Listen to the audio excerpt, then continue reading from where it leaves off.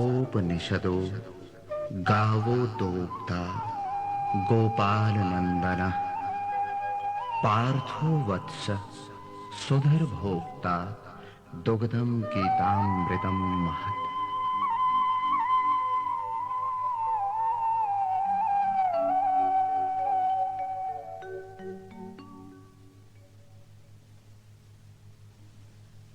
श्रीमद् भगवत गीता भगवान वेद व्यास जी के विश्वविख्यात ग्रंथ महाभारत के भीष्म पर्व का एक अंश है। अतः इसकी शब्द रचना व्यास जी की है, किंतु उन्होंने इस विषय का प्रतिपादन भगवान श्री कृष्ण के मुख से कराया है, इसलिए इसे भगवत गीता कहा जाता है। गीता उपनिषदों का सार है। उपनिषद ग्रंथ 108 हैं, जिनमें जीवन और मृत्यु के परम और चरम सत्य का प्रतिपादन किया गया है। ये उपनिषद ज्ञानी महात्माओं और ब्रह्म को जानने की इच्छा से उनकी शरण में ऐसे ज्ञान का आशीर्वाद प्राप्त करने आए हुए कुछ जिज्ञासुओं के बीच आपस में हुए संवाद और विचार विमर्श हैं, जिनसे वे भी शाश्वत परम आनंद को प्राप्त कर सकें। किंतु उपनिषदों की भाषा कठिन है। उपनिषदों में विद्यमान भाव नीरस शैली और दार्शनिक पद्धति पर आधारित हैं। अतः अगर कोई विद्वान ना हो तो उन्हें आसानी से समझ नहीं सकता। इसके अलावा इनमें निहित विचार और संकल्पनाएं इतनी सूक्ष्म और गहन हैं कि किसी परम ज्ञानी के चरणों में बैठे बिना उनका अर्थ हृदयंगम नहीं हो सकता। यही गीता हमारी मदद के लिए आती है। इसकी भाषा इतनी सरल है कि थोड़े से अभ्यास और मार्गदर्शन से आसानी से समझी जा सकती है। सभी उपनिषदों के सार इसमें मनोवैज्ञानिक पद्धति से अच्छी तरह से बताए गए हैं। उपनिषद गायें हैं। भगवान श्री कृष्ण ने सारी मानव जाति के लाभ के लिए स्वयं इन परम ज्ञान रूपी गायों के कोष का दोहन किया है। गीता वह ज्ञान रूपी दूध है जिसे सभी लोग पान करके आत्मसात कर सकते हैं। विभिन्न आयु वर्गों और विभिन्न मानसिक और बौद्धिक स्तर के सभी प्रकार के पुरुष और स्त्रियां गीता के इस ज्ञानामृत दुग्ध का पान करके इस जीवन संग्राम का हर पग पर मुस्कुराते हुए सामना कर सकते हैं।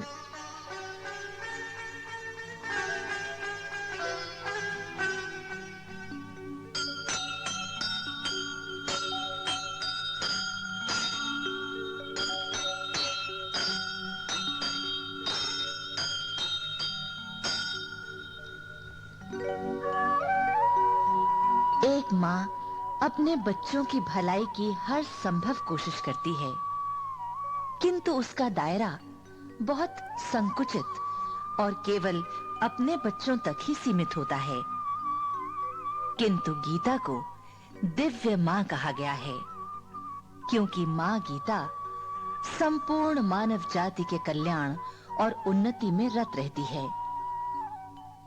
ये संपूर्ण विश्व की माँ है, सारी जातियों और धर्म से ऊपर है।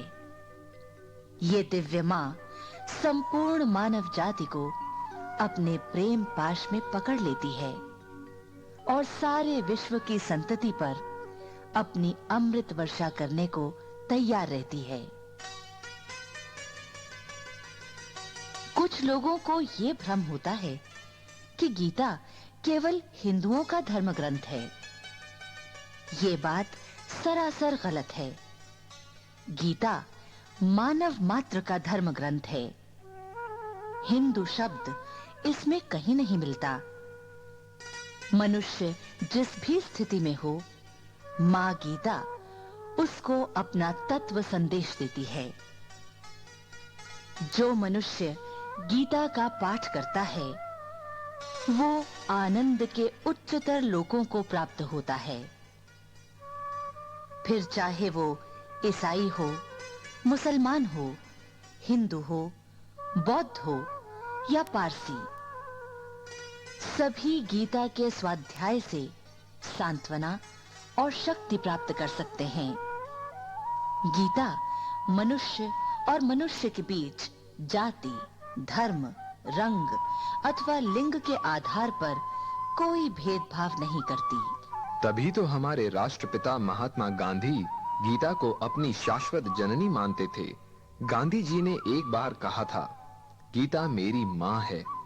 जिस माँ ने मुझे जन्म दिया उसे तो मैं बहुत पहले खो बैठा, किंतु यह शाश्वत माँ गीता उस माँ के स्थान पर सदा ही मेरे पास रहती है। वह ना तो कभी बदली और ना ही कभी मुझे निराश ही किया। मैं जब भी किसी मुश्किल में होता हूँ या निराश होने लगता हूँ, तब मैं इस गीता माँ की गोद में शरण लेता हूँ। यह धर्म ग्रंथ गीता मनुष्य को निर्देश देती है कि वो इस पृथ्वी पर कैसे रहे, कैसे अपने साथी मनुष्यों से व्यवहार करे और जीवन के विविध क्षेत्रों में किस प्रकार आचरण और कर्तव्यों का पालन करे। ये दिव्य माँ सारी दुनिया में रहने वाली अपनी संतानों को सिखाती है कि वे कैसे प्रेम, शांति और समृद्धि पूर्वक रहें। जीवन सब जगह एक सा है। अगर हम माँ गीता के प्रेममय वरद हाथों से पद दलित मानवों का उद्धार नहीं करते, तो हम अपने कर्तव्य से विमुख हो रहे हैं। श्रीमद् भगवत गीता में 700 श्लोक और 18 अध्याय हैं। गीता का एक भी श्लोक यदि भली भांति समझ लिया जाए और यथार्थ जीवन में उस पर आचरण किया जाए, तो उससे मनुष्य की हर एक समस्या का समाधान हो सकता है, फिर चाहे वह भारत में रहता हो या कहीं विदेश में। यही कारण है कि गीता का संसार की लगभग 100 भाषाओं में अनुवाद हो चुका है। संसार के सभी धर्मों के ग्रंथों का प्रतिपाद्य एक ही विषय रहा है, आत्मदर्शन, अर्थात मनुष्य का अपने वास्तविक स्वरूप को पहचानना। इसके लिए थोड़ा बहुत सारे शास्त्र प्रयास करते रहे हैं, किंतु आत्मदर्शन के लिए भगवत गीता में जो उपाय बताए गए हैं वे अद्भुत और अद्वितीय हैं। मनुष्य देह पाने के बाद उसके छूटने तक एक क्षण भी बिना कर्म के नहीं रह सकता और प्रत्येक कर्म का फल अवश्य होता है जो भोगना पड़ता है। अतः ये कर्म ही बंधन का कारण है। फिर भी इस बंधन से मुक्ति प्राप्त करनी है। कर्म तो छूटेंगे नहीं और फल भोग बढ़ते जाएंगे और मनुष्य इनके बंधन में जकड़ता जाएगा और उसे मुक्ति नहीं मिलेगी। किंतु इसका सर्वोत्तम उपाय निश्चित रूप से गीता में बताया गया है। निष्काम कर्म योग, अर्थात कर्म करते हुए उसके फल की आकांक्षा न करना। यह कर्म फल का त्याग केवल कहने मात्र से नहीं होता, इसके लिए ज्ञान की अपेक्षा होती है। ज्ञानी भी बहुत से होते हैं, बड़े-बड़े शास्त्र उन्हें कंठस्थ होते हैं, किंतु फिर भी वे नाना प्रकार के भोगों में लिप्त रहते हैं। इसलिए निष्काम कर्म योग के लिए केवल ज्ञान की अपेक्षा ही नहीं, बल्कि उसके साथ भक्ति भी होनी चाहिए। भक्ति का अर्थ पूजा पाठ, जप तप आदि नहीं, बल्कि ईश्वरार्पण बुद्धि है। जिसकी बुद्धि ईश्वर में अर्पित हो जाएगी, उसकी बुद्धि स्थिर हो जाएगी। इस प्रकार जिसकी बुद्धि स्थिर है वही भक्त है और भक्त ही ज्ञानी है और ज्ञानी ही निष्काम कर्म योगी है। वही निष्काम कर्म योगी ही मोक्ष अर्थात परम शांति को प्राप्त करता है।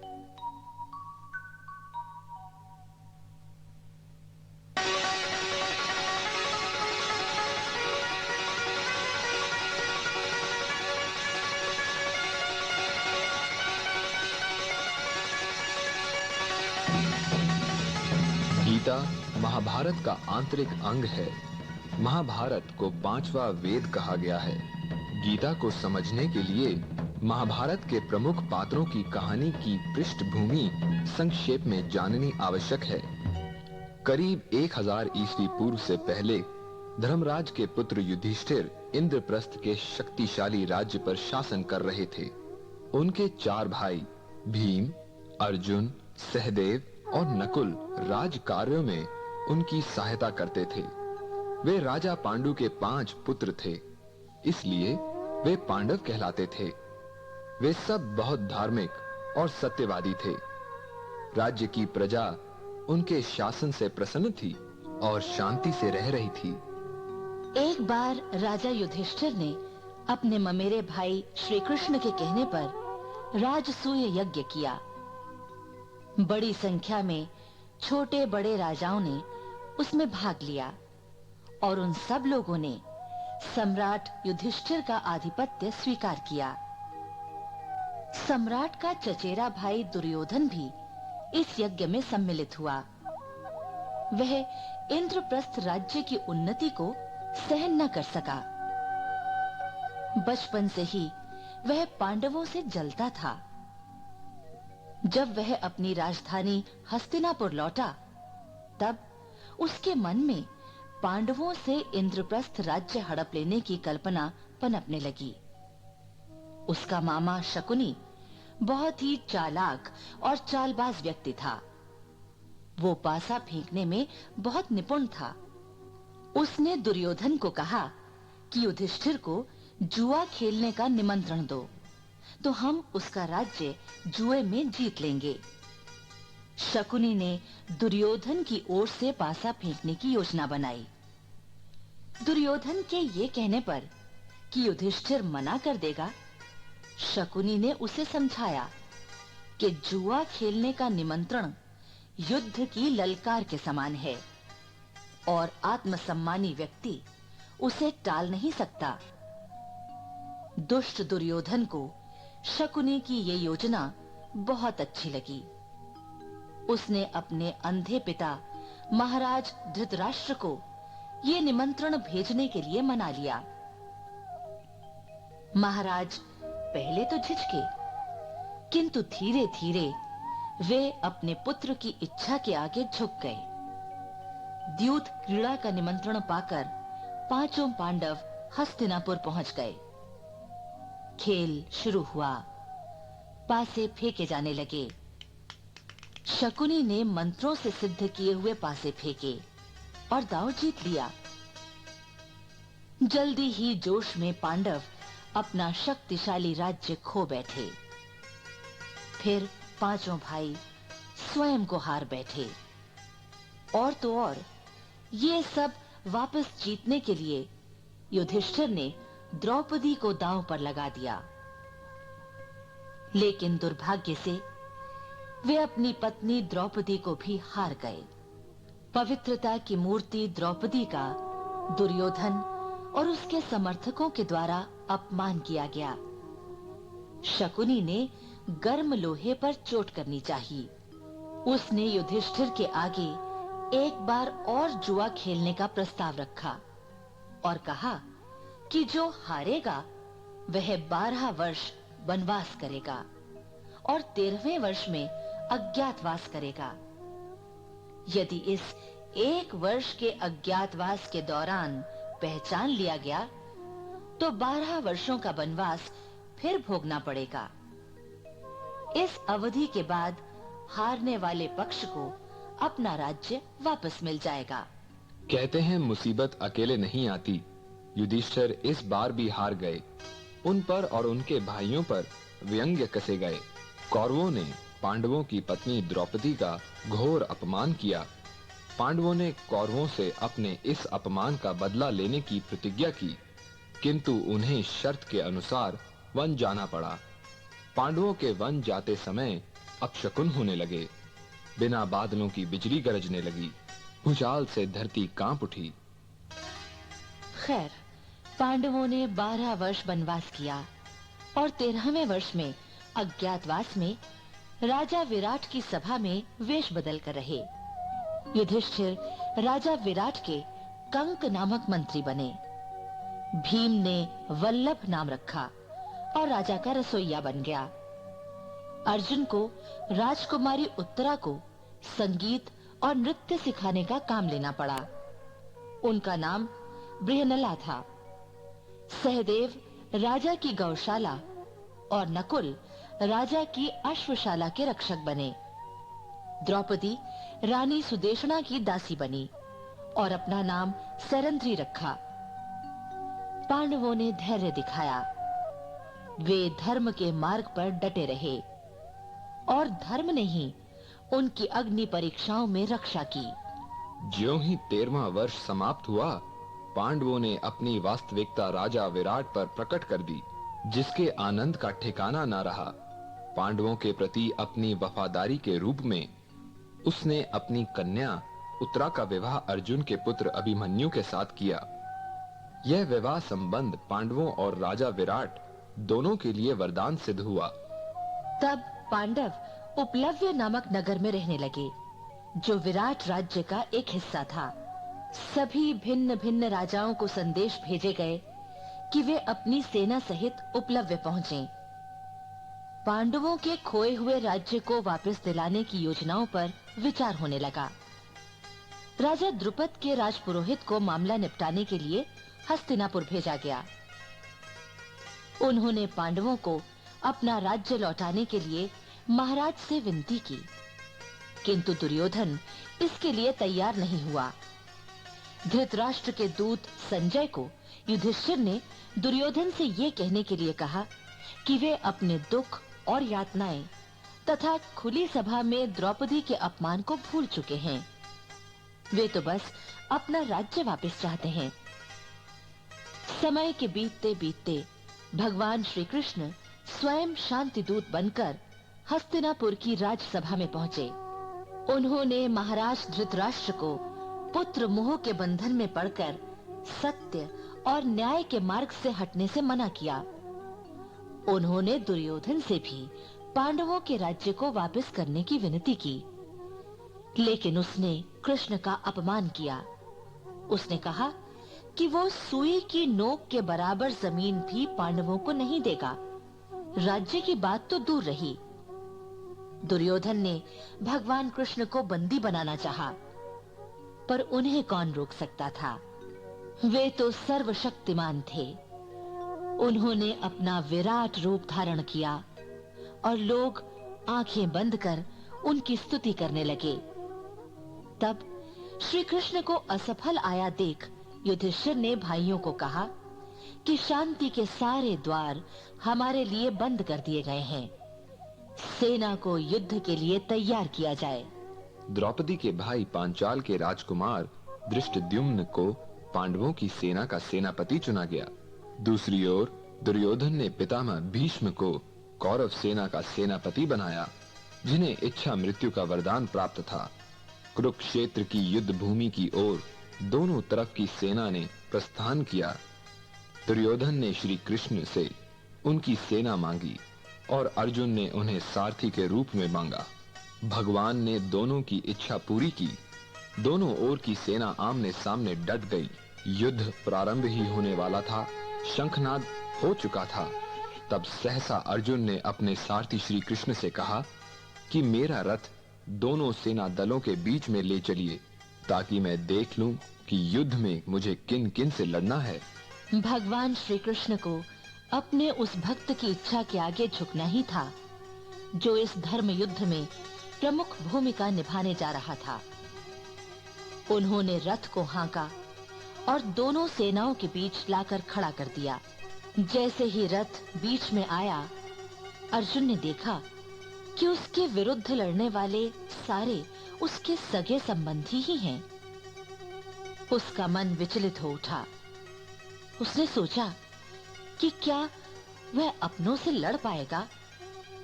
अपनों से लड़ने में तो अपनी ही हानि है। उसका हृदय दुख और शोक से लिप्त हो गया।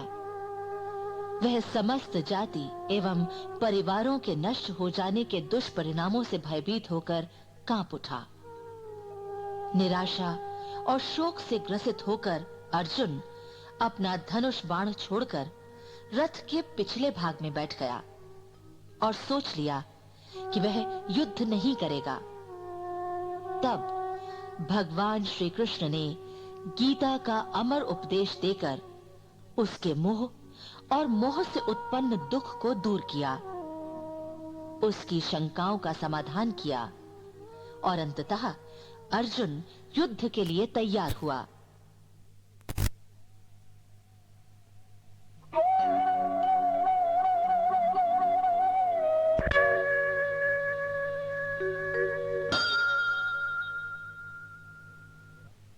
और यहाँ प्रश्न उठता है कि जहाँ भीष्म पितामह, गुरु द्रोणाचार्य, युधिष्ठिर जैसे ज्ञानी और बड़े लोग थे जिन्हें अपनों के विरुद्ध युद्ध करना था, वहाँ अपनों से मोह और उसके कारण युद्ध न करने का विचार अर्जुन को ही क्यों आया? उत्तर यह है कि इस दुनिया में प्रत्येक प्राणी को किसी न किसी पल क्या करूं, क्या ना करूं, करूं भी या ना करूं, ऐसी स्थितियों का सामना करना पड़ता है। उनके समाधान, उनके हल शास्त्रों में हैं, विद्वान भी बताते हैं। पर इन शास्त्रों में, इन विद्वानों में भी कहीं-कहीं परस्पर टकराव की स्थिति आ जाती है। कोई कहता है कि ये ठीक है, कोई कहता है कि ये ठीक नहीं है। शास्त्रों में या विद्वानों में भी मतभेद हो जाता है। ऐसी स्थितियों में क्या उचित है और क्या अनुचित, इसका निर्णय श्री कृष्ण जैसा समर्थ व्यक्ति, श्री कृष्ण जैसा सर्वज्ञानी ही कर सकता है। ये पूर्ण पुरुष भगवान श्री कृष्ण अर्जुन के पास उसके सारथी के रूप में थे। इसलिए सारी दुनिया के लोगों को ऐसी परिस्थितियों से बचाने के लिए, सारी दुनिया के लोगों के उद्धार के लिए गीता का ये अमृत उपदेश भगवान श्री कृष्ण ने व्यथित अर्जुन को प्रतीक बनाकर दिया। फिर प्रश्न ये उठता है कि युद्ध भूमि में जहाँ मरने मारने का भयानक वातावरण था, गीता का इतना लंबा उपदेश कैसे दिया गया और कैसे सुना गया? जब दोनों ओर की सेना एक दूसरे को मारने के लिए आमने सामने खड़ी थी, फिर 700 श्लोकों को सुनाने और सुनने का समय कैसे निकाला गया? उत्तर यह है कि गीता में उपदेश तो भगवान श्री कृष्ण का ही है, परंतु 700 श्लोकों में उसकी व्याख्या महर्षि वेदव्यास ने मानव जाति के हित के लिए की है। मानव मात्र के प्रेम से प्रेरित होकर व्यास जी ने इतने अधिक श्लोकों में विस्तार से भगवान श्री कृष्ण का दिव्य संदेश हमें समझाया है, जिससे सभी प्रकार के लोगों को लाभ हो सके। उन्हें उपदेश की छोटी से छोटी बात भी अच्छी तरह समझ में आए। महर्षि व्यास का यही प्रयास गीता के रूप में हमारे सामने है।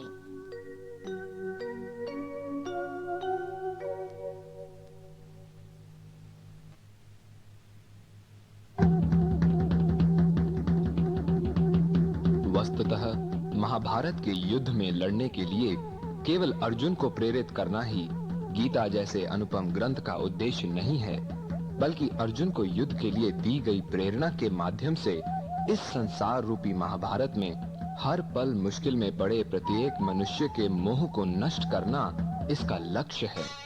कोई भी व्यक्ति प्रसन्नता में बहुत प्रसन्न होकर या दुख में बहुत दुखी होकर अपने काम को न छोड़े। उसे काम का फल मिले या न मिले, कर्म करते रहना चाहिए। फल अच्छा हो जाए तो कर्म की आसानी देखकर या आत्मविश्वास के कारण, या फिर फल खराब हो जाए तो काम की कठिनाई या विश्वास की कमी और निराशा के कारण काम नहीं छोड़ना चाहिए। गीता का यही सार है। यहाँ अर्जुन एक सामान्य मनुष्य का प्रतीक है। युद्ध से उसका विमुख होना व्यक्ति का फल की अच्छाई या बुराई सोचकर कर्म से विमुख होना है। युद्ध एक मुश्किल स्थिति का प्रतीक है और उसका युद्ध करना फल की चिंता किए बिना कर्म करते रहने का प्रतीक है।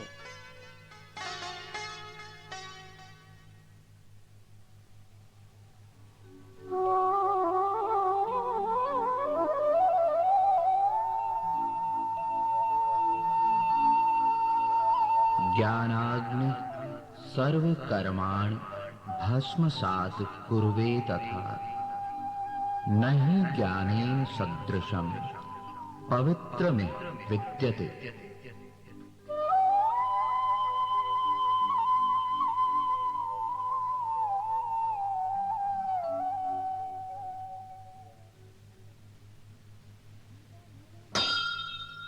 गीता में भगवान कृष्ण ने यह बताया है कि ज्ञान के समान पवित्र करने वाला अन्य कोई तत्व नहीं है।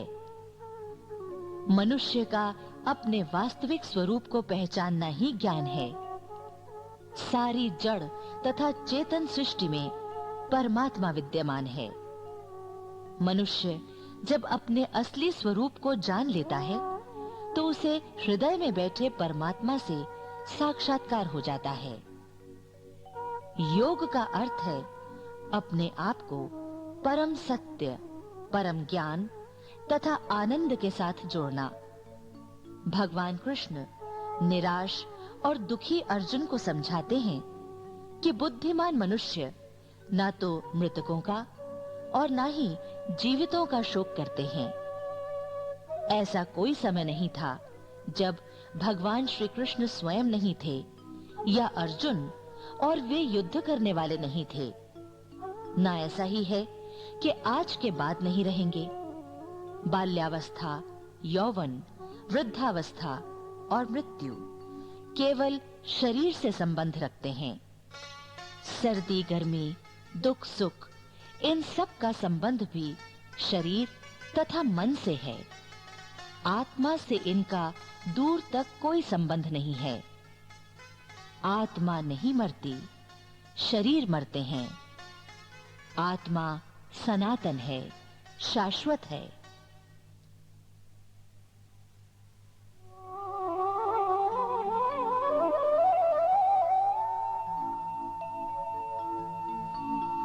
नैनं छिन्दन्ति शस्त्राणि नैनं दहति पावकः न चैनं क्लेदयन्त्यापो न शोषयति मारुतः।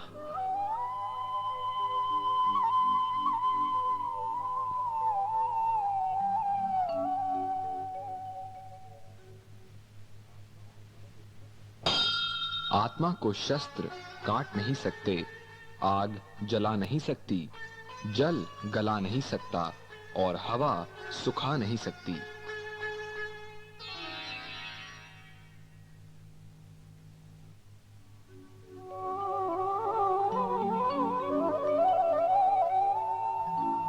वासांसि जीर्णानि यथा विहाय नवानि गृहाति नरोपराणि तथा शरीराणि विहाय जीर्णान्यन्यानि संजाति नवानि देहि।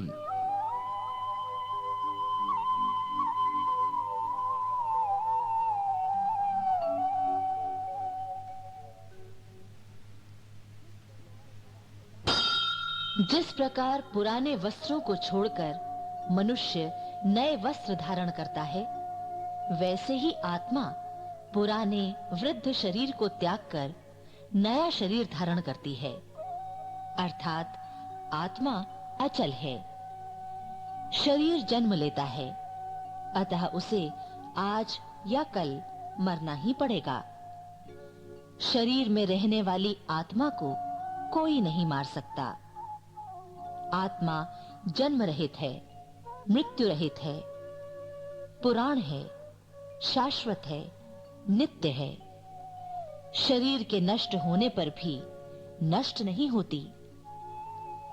इस प्रकार ज्ञान का यह मार्ग मनुष्य को यह बोध कराता है कि वह आत्मा है, लेकिन अपने अज्ञान के कारण मनुष्य अपने आप को शरीर मान बैठता है, जो उसके सारे दुखों का कारण बन जाता है। जिस क्षण मनुष्य को यह अनुभूति हो जाती है कि वह शुद्ध, बुद्ध, अविनाशी आत्मा है। उसके सारे कष्ट, क्लेश तथा कमियां दूर हो जाती हैं। आत्मा संबंधी इस दिव्य ज्ञान को ब्रह्म विद्या के नाम से जाना जाता है। इससे मनुष्य अपने वास्तविक स्वरूप को पहचानता है और सारे बंधनों से मुक्त हो जाता है।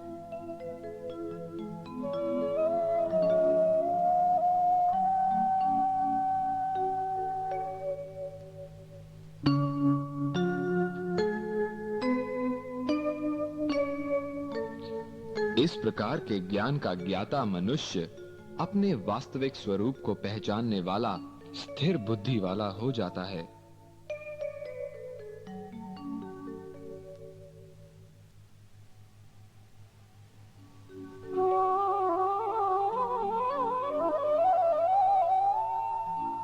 प्रजहाति यदा कामान् सवनिपार्थ मनोगतान् आत्मन्येवात्मना तुष्टः स्थित प्रज्ञस्ततोच्यते।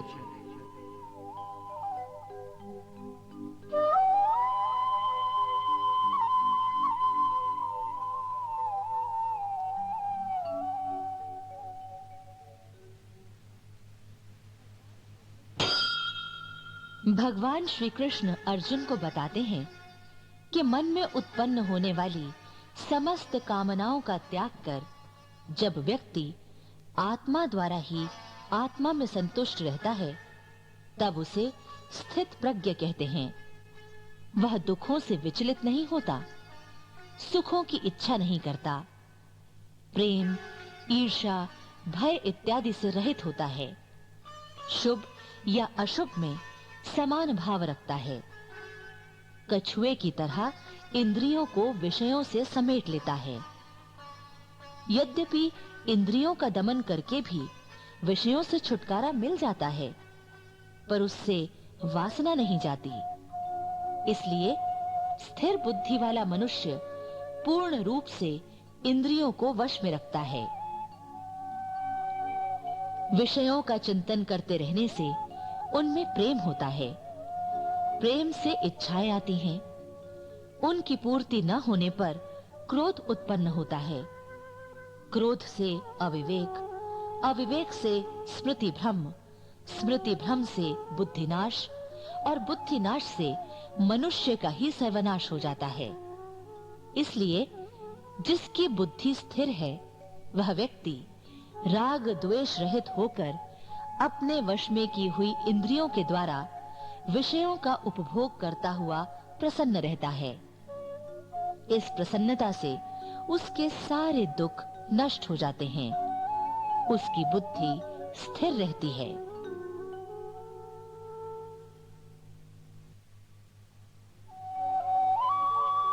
आपूर्यमाणम् अचल प्रतिष्ठम् समुद्रमाप प्रविशन्ति यद्वत् तद्वत् कामाचम प्रविशन्ति सर्वे स शान्तिमाप्नोति न काम काम।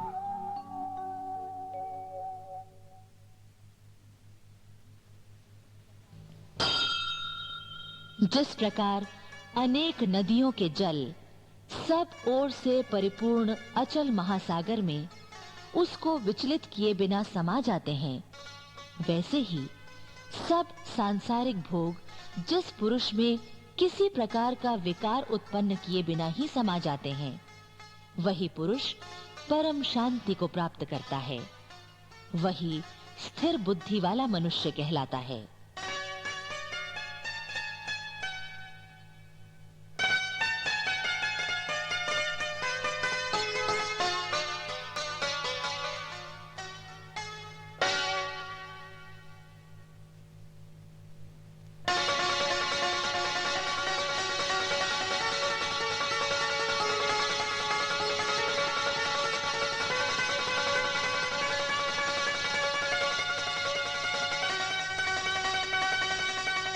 कर्म योग का सार है, कार्य ही पूजा है। कर्म योग अपने निर्धारित कर्म को करने की वह विधि है जिसके द्वारा मनुष्य परमात्मा से जुड़ सकता है। कर्म के माध्यम से मनुष्य का धीरे-धीरे विकास होता जाता है, जब तक कि वह अपने स्वरूप को नहीं पहचान लेता। एकाग्र चित्त होकर फल की इच्छा रखे बिना कर्म करते रहने से मन निर्मल हो जाता है। भगवान श्री कृष्ण अर्जुन को कहते हैं,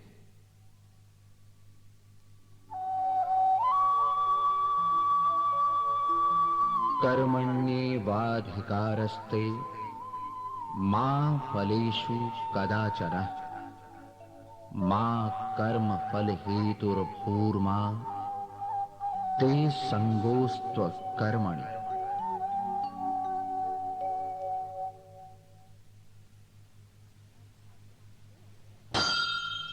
अर्थात हे अर्जुन, तेरा अधिकार कर्म करने तक ही है।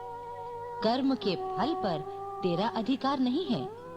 अतः कर्म फल की कभी आकांक्षा मत करो और कभी भी कर्म करना मत छोड़ो।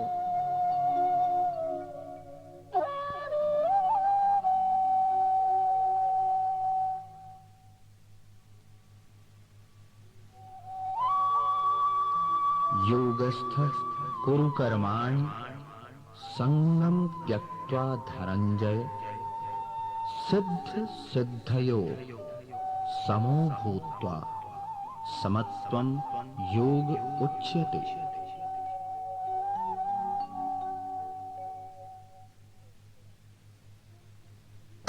हे अर्जुन, तुम किसी भी कर्म के फल की आसक्ति न करके सफलता और विफलता में समान भाव रखते हुए योग में रत होकर कर्म करो।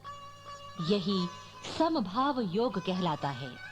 इस प्रकार गीता का यह अमूल्य संदेश है कि जो कुछ भी कर्म किया जाए उसकी सफलता पर हर्ष और असफलता पर विषाद न किया जाए, क्योंकि कर्म करना अपने वश में है, फल नहीं। अमुक कर्म का अमुक फल ही अवश्य मिले, ऐसी इच्छा से कर्म नहीं करना चाहिए। एक सच्चे कर्म योगी को समभाव में रहकर ऊंच नीच, सफलता असफलता, दुख सुख इत्यादि से ऊपर उठकर कर्म करना चाहिए। उसे अपने मोह का परित्याग करना चाहिए, क्योंकि यह लगाव ही हमारे सभी दुखों का मूल कारण है। हमें वर्तमान की उपेक्षा नहीं करनी चाहिए। हमें वर्तमान क्षणों का सदुपयोग कर्म करते हुए करना चाहिए। फल की चिंता में वर्तमान समय को नष्ट नहीं करना चाहिए।